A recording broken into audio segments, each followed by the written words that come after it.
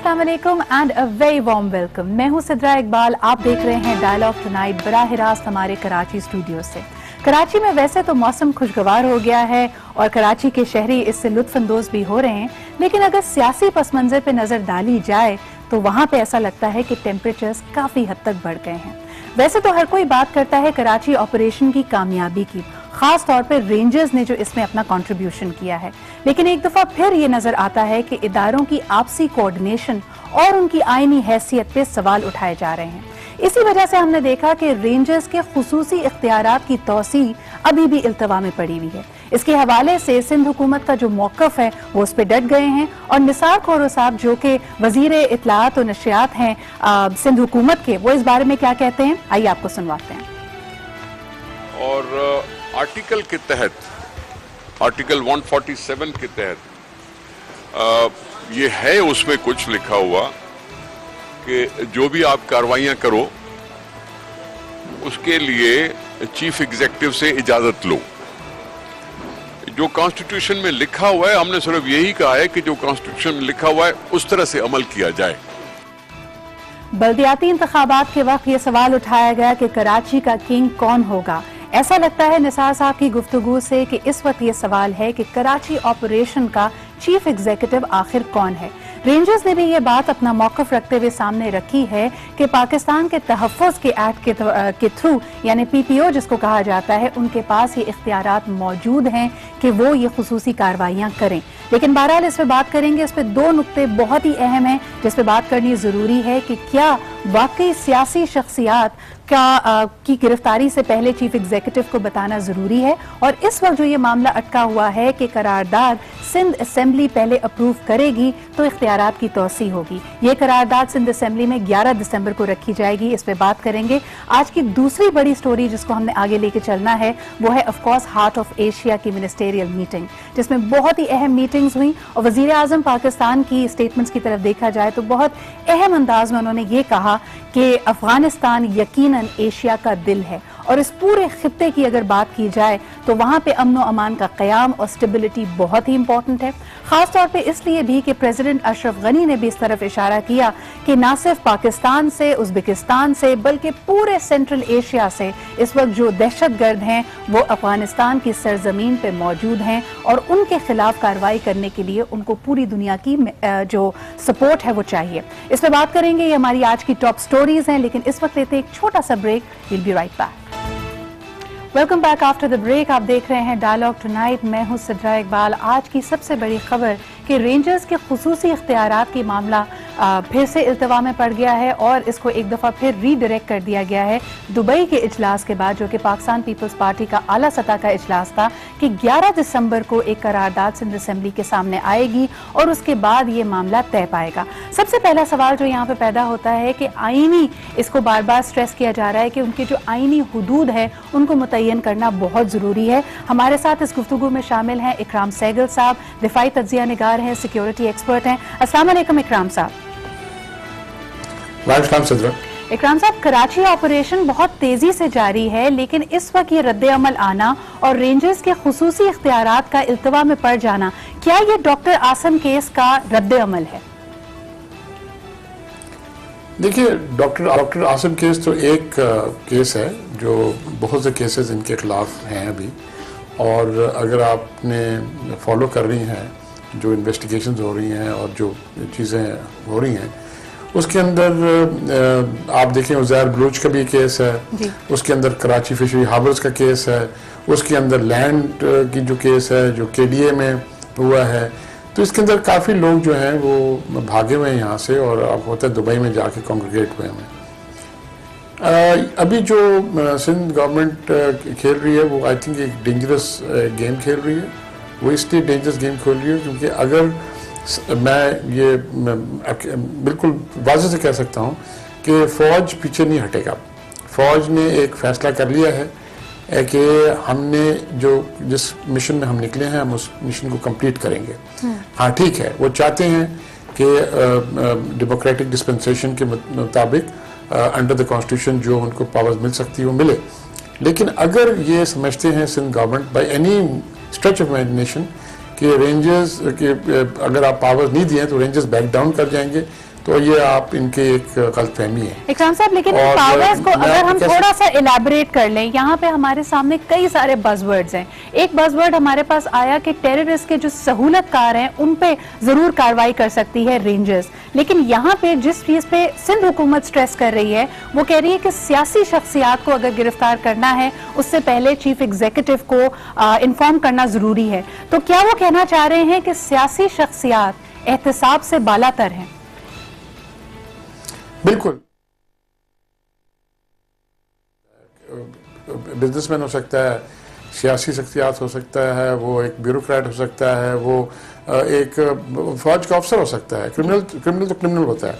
तो अगर आपकी हालत यही हो कि हर जगह आपने किसी से आपने जाके परमिशन लेना और दूसरे दिन वो गायब हो जाएगा यहाँ से मुल्क से, जिस तरह पहले भी लोग काफ़ी गायब हो गए हैं, तो इस तरह तो फिर आपको कोई भी आपको नहीं मिलेगा, क्योंकि आपने फोरवार्न कर दिया होगा कि भाई अब मैं इसके खिलाफ कार्रवाई कर रहा हूँ। और ये हो चुका है, पहले एक दो दफ़ा इन्होंने कोशिश की है बताने की। तो दूसरी बात ये कि मैं समझता हूँ कि किसी भी मुल्क में रूल ऑफ लॉ के मुताबिक क्रिमिनल जब होता है उसको कोई किस्म का प्रोटेक्शन नहीं होता है।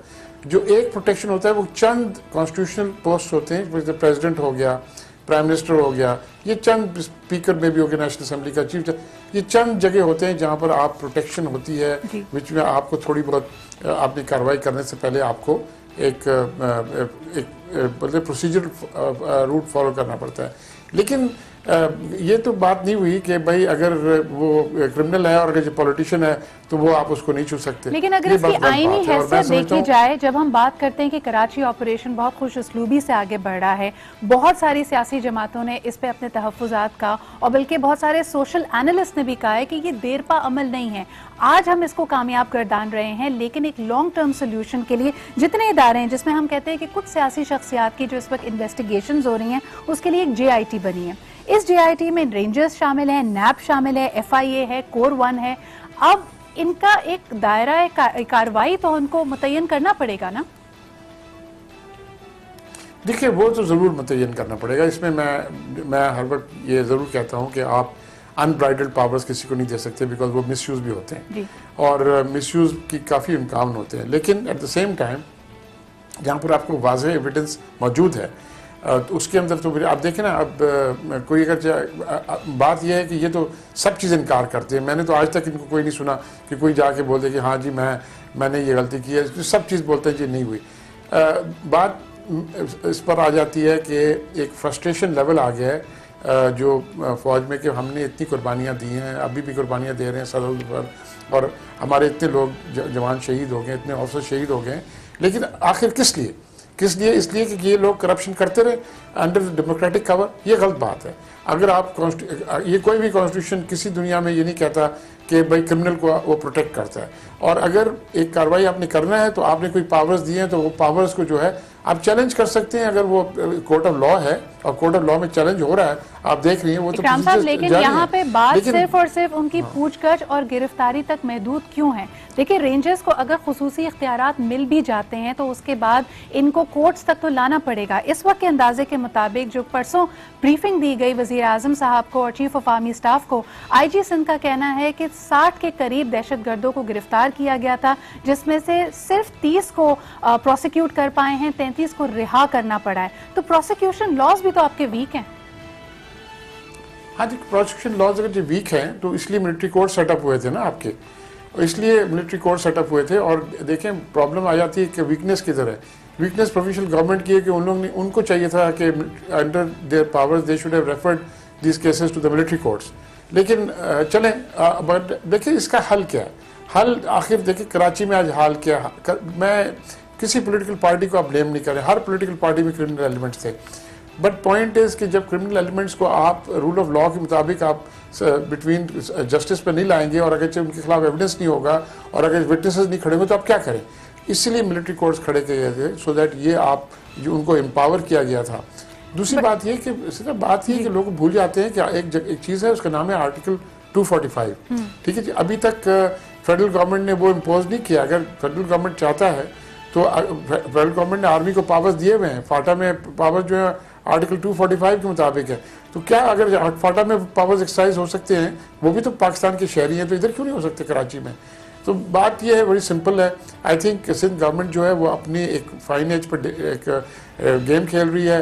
वो आपने यहाँ पे आर्टिकल 245 का जिक्र किया, मैं उस पे आना चाहूंगी, लेकिन उससे पहले if you will allow me to understand a little better, थोड़ा सा बिटवीन द लाइंस कुछ और मैसेजेस भी आ रहे हैं। अगर सिंध हुकूमत इस बात पे स्ट्रेस करती है कि किसी भी सियासी गिरफ्तारी से पहले आप चीफ एग्जीक्यूटिव को इन्फॉर्म करें, और इसमें किसी तरह का भी इबाम पाया जाता है रेंजर्स की तरफ से या इंस्टीट्यूशंस की तरफ से, तो क्या ये भी इशारा करता है कि there is lack of trust, there is some sort of a trust deficit over there?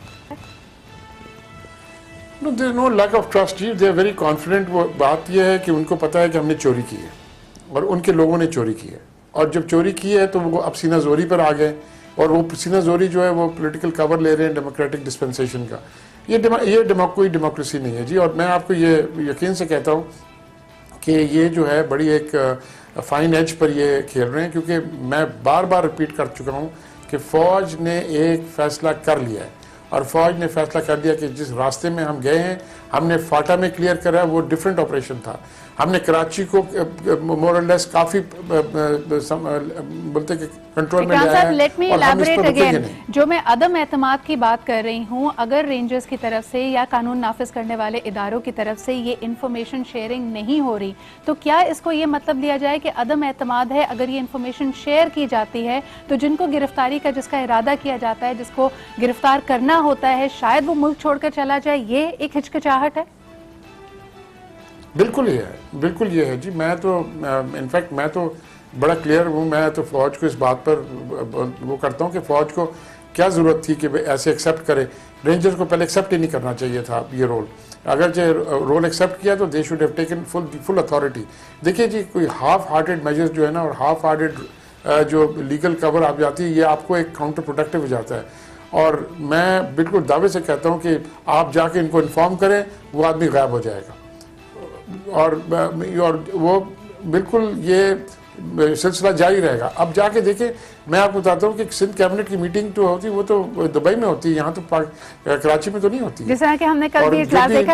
इकराम साहब, आपने जिक्र किया आर्टिकल 245 का। अब जो सिंध हुकूमत का मौक़िफ़, हालांकि हमने निसार खोर साहब की गुफ्तगू अपने व्यूअर्स को सुनाई, उसमें शायद इतनी तफसील से उन्होंने बयान नहीं किया। उनका मानना यह है कि इंसदाद दहशतगर्दी का एक्ट है, जिसका सेक्शन नंबर 9 के तहत पहले आप रेंजर्स को इख्तियारात देते हैं और फिर उसके बाद PPO यानी तहफ़्फ़ुज़ पाकिस्तान एक्ट के थ्रू आप खुसूसी इख्तियारात विफाक दे सकती है। लेकिन उसके लिए पहली शर्त जो ये लोग मानते हैं, उनका कहना यह है कि पहले इंसदाद दहशतगर्दी के सेक्शन 9 के तहत पहले जो सूबाई हुकूमत है वो आवाज़ दे, वो ये इजहार करे कि हमें इनकी ज़रूरत है, but then again the chief executive या उस जो पूरी कार्रवाई का कैप्टन है वो सूबाई चीफ मिनिस्टर है। आप इसको कैसे देखते हैं? देखिए, सिंपल बात में, instead of going around and beating around the Bush, simple बात यह है कि फेडरल गवर्नमेंट कोशिश कर रही है कि डेमोक्रेसी सिंध में कायम रहे। ठीक है जी। और फेडरल गवर्नमेंट को पता है, और जिस तरह पहले दिन से एपेक्स कमेटी की मीटिंग्स थी और अभी तक चल रही थी, उनको पता है कि सिंध गवर्नमेंट कोऑपरेट नहीं कर रहा। ठीक है जी। और सिंध गवर्नमेंट जितने भी हर्डल्स कर सकता है वो करेगा। तो आप प्रोविजनल गवर्नमेंट में जाएंगे, प्रोविजनल असेंबली जाएंगे, वो क्या करेंगे? क्योंकि उनके ही तो लोग बीच में शामिल हैं, उनके तो लोग बीच में उनके, मैं ये नहीं कहता कि पूरी असेंबलीज में शामिल है, बट एक परसेंटेज तो उनकी शामिल है। तो वो एक क्लब बन गया प्रोटेक्शन का कि जी आप ना करें।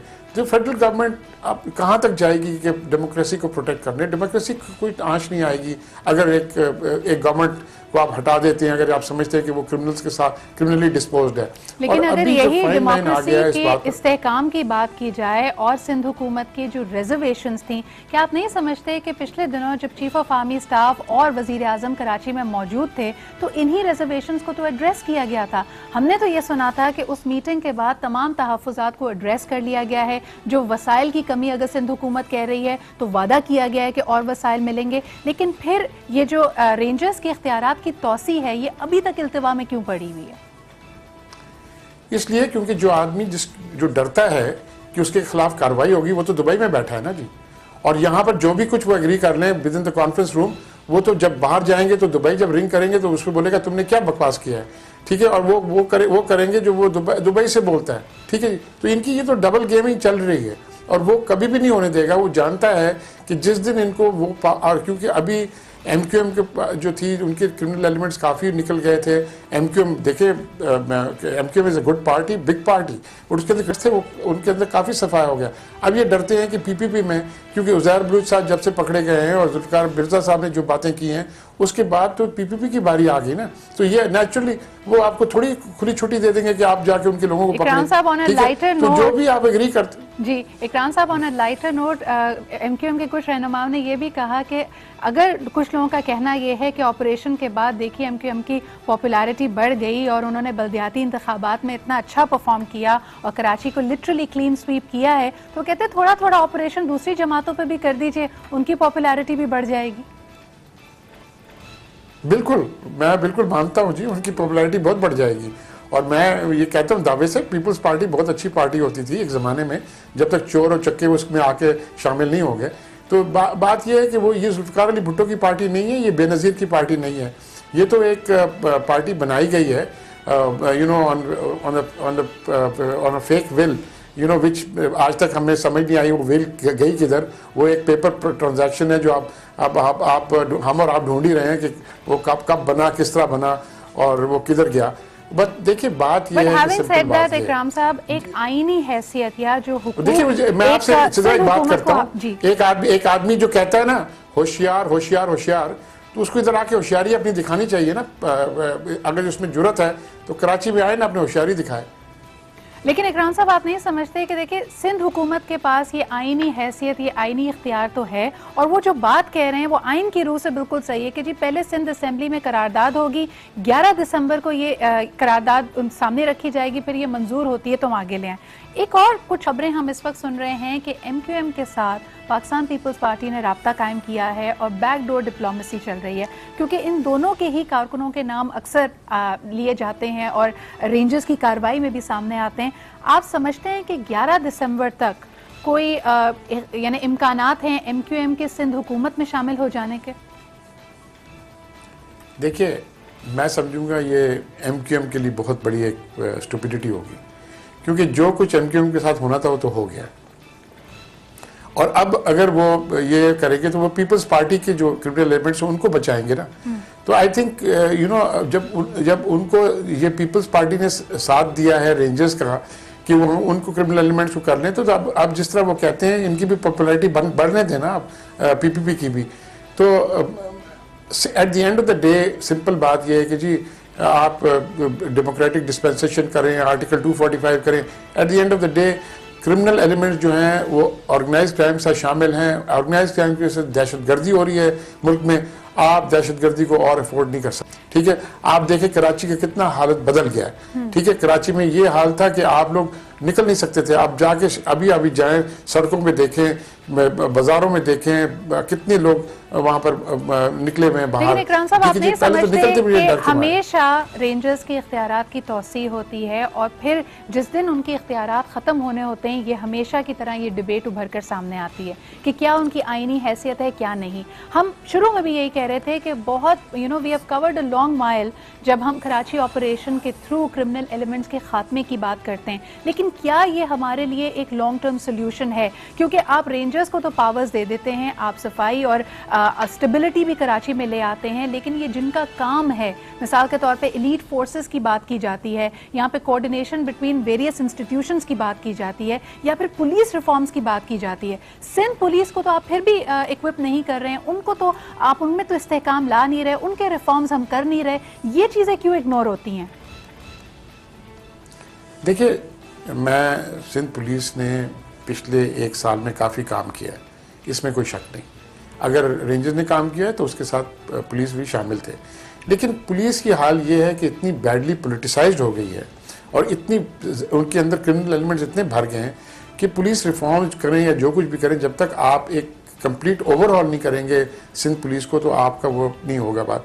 Where is the political will for that? Elements भी हैं। Where is the political will for that? आप डीपोलिटिसाइज करने का मामला तो सुप्रीम कोर्ट ने भी कहा है कि पुलिस को डीपोलिटिसाइज कीजिए।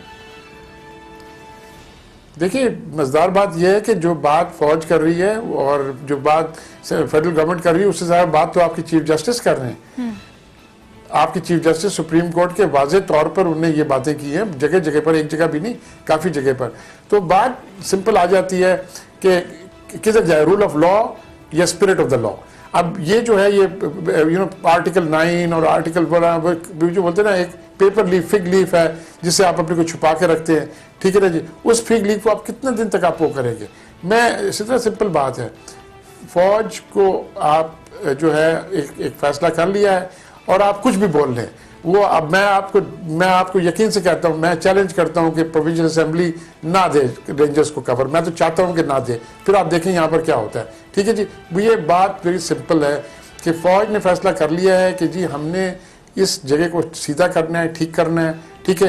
वो चाहते हैं कि हम नहीं आए सामने, but are you giving up on the police in Sindh? आप खुद कह रहे हैं कि सिंध पुलिस ने शाना बशाना उनके काम किया है, रेंजर्स भी ये कहते हैं कि कोई ना कोई कार्रवाई अगर हमने करनी है तो हम सिंध पुलिस को साथ लेके जाएंगे, लेकिन पुलिस में वो जो लॉन्ग टर्म रिफॉर्म्स लेके आने हैं ताकि कराची की सूरत हाल, सिंध की सूरत हाल, पूरे मुल्क की सूरत हाल बेहतर हो, उस पर कोई बात नहीं की जा रही। I am neither giving up on the Sindh police.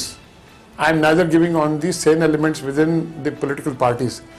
I am giving up on the criminal elements जो मौजूद हैं political parties में और जिसके वजह से वो कोई कार्रवाई होने नहीं दे रहे।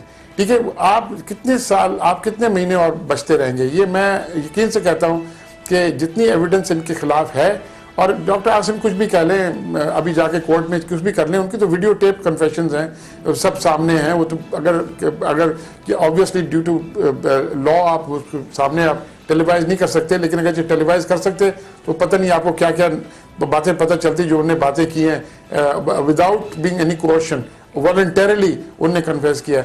तो बात यह है कि सिंपल बात यह है कि ना हम पुलिस को, हम बोलते हैं पुलिस बिल्कुल ठीक है, हो सकती है, बट पुलिस को जो गाइड कर रहे हैं क्रिमिनल एलिमेंट्स, पॉलिटिशियंस, उनको आप हटा दे और सब चीज ठीक हो जाएगी। इकराम साहब, I have to head for a break, लेकिन जाते जाते एक सवाल मैं आपसे जरूर करूंगी कि ये एक तरह से सूबाई हुकूमत सिंध की ये बात तो सही कहती है ना कि ठीक है, करप्शन भी सही, बाकी मामलात भी सही, सहूलतकारी दहशतगर्दों की भी सही, लेकिन क्या ये सब कुछ सिर्फ और सिर्फ सिंध में हो रहा है? आप कहते हैं कि इदारों ने, फौज ने ये फैसला कर लिया है कि चीज़ों को सही करेंगे, लेकिन क्या ये फैसला केपीके, पंजाब और बलूचिस्तान के हवाले से नहीं किया गया अभी तक? बिल्कुल, आप बिल्कुल ठीक कहती है, और इस बात पे मैं बिल्कुल एग्री करता हूँ सिंध गवर्नमेंट से कि पंजाब में भी है ये क्रिमिनल एलिमेंट्स, केपी में ये भी है और बलूचिस्तान में भी है, और हर जगह जो कार्रवाई है वो इक्वली होना चाहिए। इस बात में मैं इनके साथ हूँ और बिल्कुल एग्री करता हूँ 100% कि ये जो खाली सिंध के अंदर है ये नहीं कर सकता है। लेकिन ठीक है, अगर आपने करना भी है बाई नंबर्स करना है, जिसका बोलते हैं कि भाई बाई स्टेजेस करना है, वो भी कर लें, लेकिन आपकी इंटेंशंस बड़ी क्लियर होनी चाहिए कि आप, मैं तो बड़ा क्लियर बोलता हूँ कि पंजाब के अंदर ठीक ठाक क्रिमिनल एलिमेंट्स मौजूद हैं और उनके जो गवर्नमेंट की पार्टी है उसके अंदर मौजूद है, ये नहीं कि दूसरे पार्टीज में नहीं मौजूद है। शुरुआत होने की इस ऑपरेशन की, और इस ऑपरेशन क्लीन अप इसको अगर कहा जाए, उसके लिए तो कहा जा रहा था कि शवाल के महीने से ये शुरू हो जाएगा। खास तौर पे हम साउथ पंजाब की बात सुन रहे थे, और इसलिए भी क्योंकि हाल ही में होने वाली कई दहशतगर्दी के जब मामलात को कुरेदा गया कराची में, तो उसके सुराग साउथ पंजाब से जाकर मिले हैं, लेकिन वहां पे कार्रवाई कब तक शुरू होगी, ये बहुत बड़ा सवालिया निशान है। इसके अलावा आज की जो दूसरी बड़ी हमारी स्टोरी है, जब हम बात करते हैं हार्ट ऑफ एशिया की, उस करारदाद में भी तमाम वज़राए खारजा, तमाम ममालिक इस बात से अग्री करते हैं कि अगर आपने दाइश का, आपने दहशतगर्दों का कलाकुमा करना है, उसके लिए बहुत ज़रूरी है कि इनके सहूलतकारों को, इनकी फंडिंग को रोका जाए। इस पर बात करेंगे, एक छोटा सा ब्रेक लेते हैं, will be right back. Welcome back after the break. आप देख रहे हैं डायलॉग टुनाइट। अब बात हार्ट ऑफ एशिया के हवाले से, ये बहुत ही अहम मिनिस्टेरियल मीटिंग जिसका आज प्रॉपरली आगाज हुआ है इस्लामाबाद में, और what a beginning it has been, जिसमें हम देखते हैं कि प्रेसिडेंट अशरफ गनी मौजूद थे, prime minister of Pakistan Nawaz Sharif साहब मौजूद थे, और बहुत ही अहम ऐलान किया गया। प्रेस कॉन्फ्रेंसेस में जो बातें की गई वो बहुत अहम है। इसके अलावा Sushma Swaraj, the minister for external affairs of India, वो भी इस वक्त पाकिस्तान में मौजूद हैं, और उनकी एक 1-on-1 मीटिंग हुई है प्राइम मिनिस्टर नवाज शरीफ साहब से। मैसेज भी उन्होंने प्राइम मिनिस्टर नरेंद्र मोदी का पहुंचाया है उनको, उसके बारे में में भी काफ़ी क़यास आराइयाँ हो रही हैं, लेकिन सबसे पहले आपसे शेयर करेंगे the image of the week which has been the turning point of it all. 6 दिसंबर को होने वाली बैंकॉक में national security advisers of India and Pakistan की एक मीटिंग रही, जिसमें हम देख सकते हैं कि जनरल नासिर जिंजुआ पाकिस्तान के नेशनल सिक्योरिटी एडवाइज़र और अजीत डोवल साहब ने मुलाकात की और इनकी जो यानी ये एक अहम बात इसके हवाले से ये है कि टर्निंग पॉइंट इसको समझा जा रहा है, और ख़ास तौर पे इसलिए भी because this image is worth 1000 words. इसकी वजह यह है क्योंकि एक अगर पीस की बात की जाए, स्टेबिलिटी की बात की जाए, तो it's a state of mind, और ख़ास तौर पे अजीत डोवल के हवाले से जो बातें थी, जो उनका किरदार रहा है पूरे खित्ते के हवाले से, उस पर काफ़ी क़यास आराइयाँ की जाती हैं। So this has been an important turning point. Secondly, media को इसके बारे में कोई आगही नहीं थी। इसी मीटिंग में दोनों ममालिक के सेक्रेटरीज भी शामिल थे, लेकिन इस मीटिंग के हो जाने के बाद मीडिया को बताया गया। इसकी एक वजह यह भी तस्वुर की जाती है कि अक्सर मीडिया इंडिया और पाकिस्तान के जो रवाबित होते हैं, जो मुज़ाकरात होते हैं, उसको हार्ड लाइनर्स हाईजैक कर लेते हैं। शायद ये एक वजह रही होगी। ये इस पर मजीद रोशनी डालेंगे। अब हमें ज्वाइन किया another very important guest of ours, ambassador Shahid Amin साहब हमारे साथ मौजूद हैं। बहुत बहुत शुक्रिया सर यहाँ पे आने का। आपने अफगानिस्तान में भी सर्व किया एज एम्बेसडर ऑफ पाकिस्तान, तो आपका तज्जिया लेंगे, लेकिन सबसे पहले आप ये नेशनल सिक्योरिटी एडवाइजर्स की मीटिंग को कैसे देख रहे हैं? यकीनन जैसे आपने सही कहा है कि उस मीटिंग से एक नया ट्रेंड बज़ाहिर देखने में आया है। अजीत डोवाल साहब की रेपुटेशन हमारे यहाँ तो भी अच्छी नहीं है, और उनका जो रिकॉर्ड है, लेकिन वो कहते हैं कि जब बातचीत होती है तो उन अनासिर से होती है जिनके साथ ज़्यादा दुश्वारी होती है। मतलब जो आप जैसे ख्याल के हैं उनसे बातचीत का तो कोई फ़ायदा नहीं होता। तो इट्स बेस्ट के you take the bull by the horn, और उनके साथ बातचीत जो बज़ाहिर 4 घंटे चली जी। और उसके बाद एक जो स्टेटमेंट आया, जॉइंट स्टेटमेंट, उसमें कई अच्छी बातें कही गई कि एक तो बड़ा कंस्ट्रक्टिव डायलॉग था, और उसमें ये भी तय हुआ कि डायलॉग जो है दोनों मुल्कों में शुरू होगा, जिसमें कश्मीर भी शामिल है। ये एक हमारी एक किस्म की ओमिशन थी ऊफा समिट की कि कश्मीर का नाम नहीं लिया गया था, बल्कि फोकस उस पर तरफ नहीं था। लेकिन देखिए, ये हमें इसको सही तनाजुर में देखना चाहिए कि पेरिस समिट में जब दोनों वज़ीर आज़म की मुलाकात हुई थी, चाहे इत्तफाक़ी कह लें या जो भी कह लें, मेरे ख्याल में तो यकीनन दोनों को इल्म था कि आपस में मिलने का मौका आएगा। जी हाँ, मतलब ये तो नहीं हो सकता कि बिल्कुल चलते फिरते एकदम से बात हो जाए। तो उसमें जो दोनों की तरफ से एक हिदायत दी गई कि अब डायलॉग शुरू होगा, और उसके बाद सुषमा स्वराज का इस्लामाबाद आना तय पाया। और नहीं, उसके पहले बात तो ये नेशनल सिक्योरिटी एडवाइजर्स की मीटिंग हुई, और उसके बाद सुषमा स्वराज का आना हुआ। और आज उन्होंने वज़ीर आज़म से मुलाकात के बाद एक प्रेस कॉन्फ्रेंस भी की है। अभी मैंने उसका रिकॉर्ड देखा है। शायद आप क्या समझते हैं कि वैसे तो हम कह रहे हैं कि सिफारती ताल्लुकात में इस्तेहकाम आ रहा है, लेकिन उनके आने से एक रोज कबल तक हमारे पास इंटीमेशन नहीं थी। क्या इसको जानबूझकर सीक्रेटिव रखा गया, बिल्कुल उसी तरह जैसे नेशनल सिक्योरिटी एडवाइजर्स की मीटिंग थी? वो एक डिप्लोमेसी का एक पुरानी रिवायत है कि बातचीत जो है जब ऑन रिकॉर्ड होती है तो बड़ी उसमें इनफ्लेक्सिबिलिटी आ जाती है जी। क्योंकि सारा मीडिया देख रहा है, आपके दूसरे लोग भी देख रहे हैं, वो इस फिक्र में होते हैं कि आपने सरेंडर तो नहीं कर दिया, आपने मुल्क को बिट्रे तो नहीं कर दिया, वगैरह वगैरह। तो यू बिकम एक्स्ट्रा कॉशियस, बल्कि यू बिकम वेरी रिजिड। तो इसलिए डिप्लोमेसी हमेशा तभी कामयाब होती है जबकि अवे फ्रॉम द लाइमलाइट होती है। But Sushma Swaraj has been known for having a very very strong stance. वो कहती हैं कि पाकिस्तान के साथ टफ डिसीजंस हमें लेने पड़ेंगे, अपने आप को मनवाना पड़ेगा। आज आप उनकी पोजीशन कैसे देखते हैं जब उनके अपने मुल्क में इंतहा पसंदी रूट पे है? बिल्कुल, यकीनन उनको उसका फेस करना होगा और तैयार रहना चाहिए। हकीकत यह है कि इंडिया ने अपने आप को रिवर्स किया है। Let us be blunt about it. आज ये जो डिसीजन आया है कि composite dialogue will be resumed, अभी जो प्रेस कॉन्फ्रेंस में सुषमा स्वराज और सरताज अजीज ने जो ज्वाइंट की है उसमें कहा गया है कि composite dialogue will be resumed, और उसके अंदर मुख्तलिफ इशूज़ हैं जिसमें कश्मीर भी शामिल है। तो अब तक इंडिया की पोजीशन ये थी कि पहले बम्बई के वाक़े का मामला तय किया जाए, पहले टेररिज्म के ऊपर पाकिस्तान के तरफ से कोई तसल्ली बख्श बात है, उसके बाद बातचीत होगी। अब तो आपने रिवर्स कर लिया अपने आप को, लेकिन हमें इसमें ग्लोट नहीं करना चाहिए, इसलिए कि फिर वो डिफेंसिव पे चले जाएंगे, वहां पे हार्ड लाइनर तो उनकी जान के पीछे पड़ेंगे, then they will start to back track. तो ऐसे मौके पे we should play it cool, we should play it cool. और ये बहुत ही अहम बात है कि एक तरह से पाकिस्तान के लिए सिफारती फतह है। लेकिन बात कर लेते हैं कुछ अफगानिस्तान की, क्योंकि हार्ट ऑफ एशिया असल में अफगानिस्तान की स्टेबिलिटी और सिक्योरिटी और पीस के हवाले से। इकराम साहब, अगर मैं आपकी तरफ तो अशरफ गनी साहब से आज एक्सपेक्ट किया जा रहा था, जब पूरी दुनिया क्राइसिस रेफ्यूजीज का जिक्र कर रही है, महाजरीन की बात कर रही है, तो पाकिस्तान तो कई दिहाइयों से सैकड़ों नहीं लाखों अफगान महाजरीनों की पनाह गुजार जगह बना हुआ है, उनका कोई जिक्र आज भी उन्होंने नहीं किया। इससे कुछ खलिश सी रह गई। आप क्या कहेंगे? और कहेंगे भी नहीं जी, वो क्यों इसलिए नहीं कहेंगे क्योंकि आपके इनके गवर्नमेंट में बहुत से लोग मौजूद हैं जो यहाँ पर पनाह लेके थे बहुत सालों से। आप देखें हमीद करज़ाई साहब और उनकी फैमिली इनफैक्ट ISI के डोल पर थी कोयटा में बहुत साल। जो इनके वाइस प्रेसिडेंट हैं उनके फैमिलीज़ हैं, इस्लामाबाद में रहते हैं, अभी भी रहते हैं। तो ये थी ऑब्वियसली ये तो बड़े अच्छे लोग हैं जो ख़रीद करके बड़े बड़े घर रहते हैं, लेकिन जो अपने जो महाजरीन हैं जो 1.7 मिलियन जो कैंप्स में हैं और 1.6 मिलियन जो ऐसे इधर उधर फिरते हैं, उनके बारे 3.3 मिलियन के बारे तो कभी नहीं बात करते। और ये हमारी प्रॉब्लम है, ये हमारी प्रॉब्लम है, हमें भी बात करानी चाहिए थी।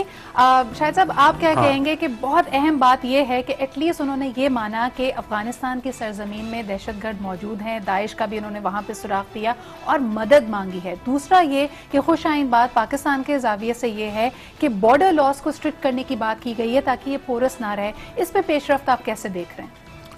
पेशरफ्त जो भी है वो बड़ी उम्मीद अफजा है और इसको आगे बढ़ाना चाहिए। हकीकत ये है कि बॉर्डर तो पोरस है, ये हमको मालूम है, लेकिन हमने एक तरीक़ाकार बताया था कि अगर वहाँ पे कोई फेंसिंग की जाए तो उससे कुछ ना कुछ हद तक तो ये मामला हल किया जा सकता है। लेकिन वो अफगानिस्तान का वो ड्यूरेंट लाइन का एक बगबेयर लगा हुआ है कि वो अगरचे देखा जाए कि ये इंटरनेशनल लॉ में अब ये हो गया कि recognition is by intent not by gesture. पुराने जमाने में तो होता ना कि आपने पाकिस्तान और अफगानिस्तान के ताल्लुकात में, क्या इसको एक नया मोड़ समझा जाए? या मेरे ख्याल में आज की मुलाकात को हम एक नया मोड़ कहेंगे। एक तो अशरफ गनी का पाकिस्तान आना बजाते खुद एक अच्छी चीज़ है क्योंकि पिछले दिनों उन्होंने काफ़ी नेगेटिव स्टेटमेंट्स दिए थे। दूसरे उन्होंने जो आज तकरीर की आपने भी शायद सुनी होगी, मेरे ख्याल में बड़ी माकूल तकरीर की। उसमें कहीं उन्होंने पाकिस्तान के ऊपर इशारतन भी कोई हमला नहीं किया है, बल्कि उन्होंने इस बात को तस्लीम किया है कि ये दहशतगर्दी का मसला जो है जिसमें अल-कायदा और दाइश और उज़्बेकिस्तान और चाइना और कहाँ के लोग हैं, एक ग्लोबल इशू है और अफगानिस्तान में उन लोगों ने एक उनकी पनाहगाह बनाई हुई है। बहुत बहुत शुक्रिया ambassador Shahid Amin for being here with us. Ikram Sehgal साहब आपका भी बहुत बहुत शुक्रिया। आपके तज्जियों से आज के इस प्रोग्राम का मेरे ख्याल में बहुत ही ज़्यादा it has been a substantive dialogue for us. लेकिन अब चलते चलते वो सरप्राइज, वो पैकेज जिसका मैंने आपसे जिक्र किया था, कराची वालों के बारे में कहा गया कि शायद जिंदा लाशें हैं, शायद शऊर नहीं रखते, खास तौर पे सियासी शऊर। हमारे पास आपके लिए एक स्पेशल सरप्राइज है क्योंकि कराची में अनगिनत हमें नजर आएंगे कि ट्रेजर्स मौजूद हैं। खास तौर पे अगर आर्किटेक्चरल और कल्चरल हेरिटेज की यहाँ पे बात की जाए, उसी में ओल्ड कस्टम हाउस भी आता है। इसी हवाले से एक बहुत ही अहम पब्लिक जिसको कहते हैं स्पेस को क्रिएट किया गया और कराची वालों ने अपने मसाइल को खुद हल किया, अपने आप को संवारने की और अपनाने की कोशिश की। हमारे पास ये स्पेशल एक्सक्लूसिव रिपोर्ट है which has been produced by Sharmeen Obaid Chinoy productions and we are very grateful to her for this. आइए देखते हैं और आपको दिखाएं कि असल कराची क्या है।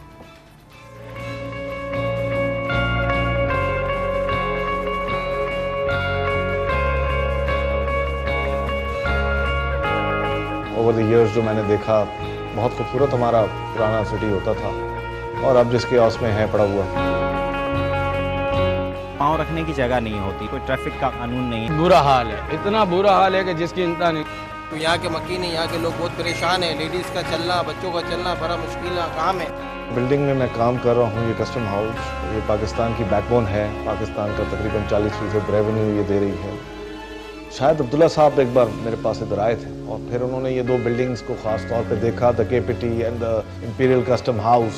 तो उन्होंने भी मेरे से ये शेयर किया कि ये आर्किटेक्चरल मार्वल्स हैं हमारे पास, हमारे कॉलोनियल हिस्ट्री के, और वो इस तरह के नेबरहुड में फंस गए हैं।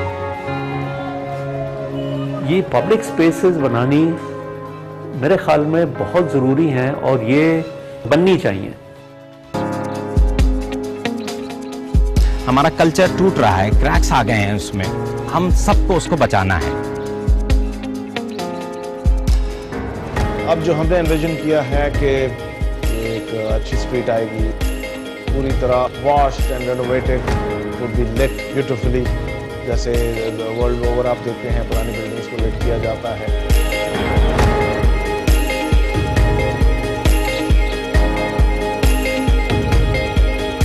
हमने आम लड़कों को जो कि रोड पे अपना टाइम ज़ाया कर रहे होते हैं, हम उनको मोटिवेट कर रहे हैं कि भाई आओ और आकर ये देखो, ये इसको साफ करो, ये काम भी सीख जाओ। पूरे रोड को नया कर दिया, सारी ड्रेनेज सिस्टम नई की, सारी अंडरग्राउंड वायरिंग की। तो हम एक कोशिश करके इस काम को जोर जबरदस्ती कर रहे हैं कि चलो दोबारा से देखते हैं यार, कैसे नहीं हो सकता।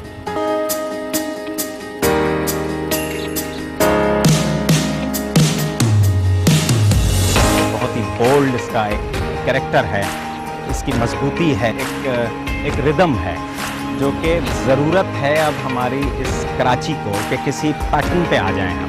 वाकई ये एक हमारे लिए तो बड़ा ज़बरदस्त स्ट्रीट बन गई है, जो अभी तक कराची के लिए पहली खूबसूरत स्ट्रीट्स में शामिल है। अभी माशाल्लाह ये जगह बहुत अच्छी बन गई है, सेफ बन गई है और लोगों को जो है ना बैठने के लिए सुकून भी मिल रहा है। ऐसा